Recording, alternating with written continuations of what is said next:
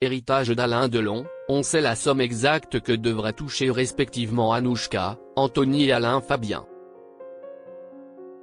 Des mois après la disparition d'Alain Delon, les chiffres tombent.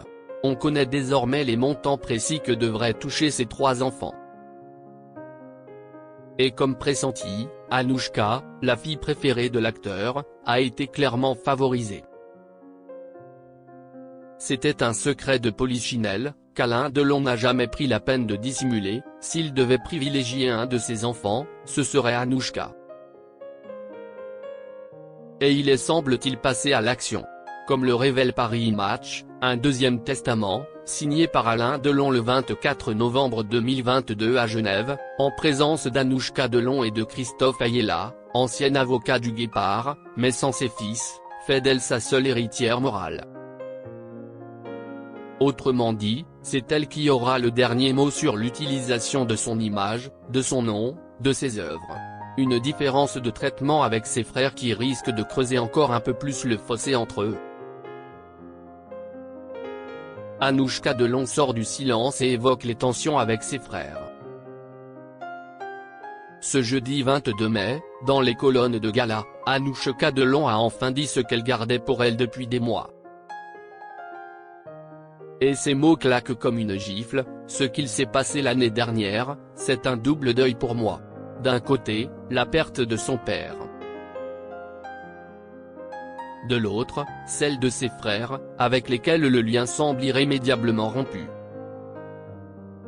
Je suis dans le manque de tout. J'ai le sentiment d'avoir perdu ma famille, avoue la maman de Lino, qui évoque une année violente, marquée par les accusations, les tensions, et surtout un silence pesant. Cette rupture brutale avec Anthony et Alain Fabien, intervenue après l'affaire Hiromi Rollin, a laissé des plaies, que la succession risque de rouvrir. Mais combien les enfants d'Alain Delon vont-ils chacun toucher? Voici les sommes précises que devraient toucher les enfants Delon. D'après les dernières révélations de Paris Match, la succession d'Alain Delon s'annonce moins colossale que certains l'avaient imaginé. Une fois les frais de succession réglés, qui s'élèveraient à 23 millions d'euros, et les redressements fiscaux pris en compte, une trentaine de millions d'euros resteraient à partager.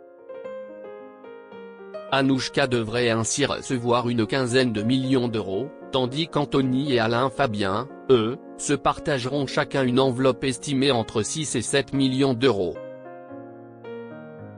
Soit beaucoup moins que les 150 à 350 millions d'euros évoqués un temps dans la presse. En attendant la signature finale de la succession prévue courant 2025, chacun aurait perçu une avance de 100 000 francs suisses. Une manne précieuse, tant les tensions semblent désormais cristallisées autour de cet héritage. Et de cette filiation en or.